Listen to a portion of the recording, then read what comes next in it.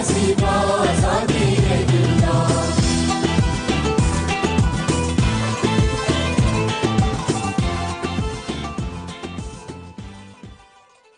أمل رجاوة من طابور الشهيد هابون عنترية في مجلس الطبقة العسكري. تحدث عن 19 تموز، هذه النقلة النوعية لنا في شمال شرق سوريا بالأحرى بشكل عام، والنقلة التي كانت نقطة التغيير بالنسبة للحياة كمجتمعات بشكل عام وعلى المرأة بشكل خاص.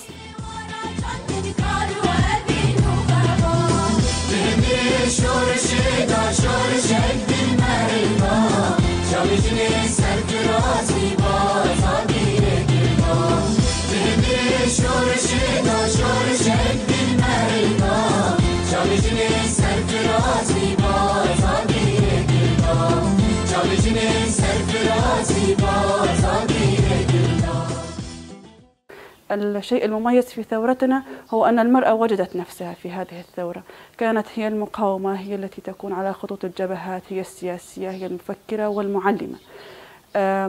نحن نعرف أن الثورة عندما وضعت للمرأة هذا المجال طورت المرأة من نفسها لتكون في جميع المجالات.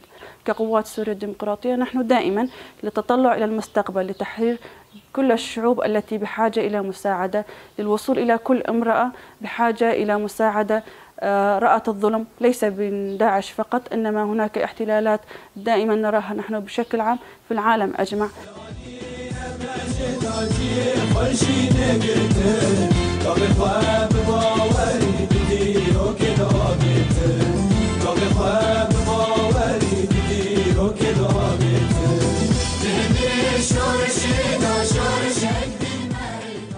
بعد ظلم داعش النقطة السوداء أو الصفحة السوداء في تاريخ الإسلام جاء النور كما نقول، كما سماه الشعوب وليس نحن كما سميناه.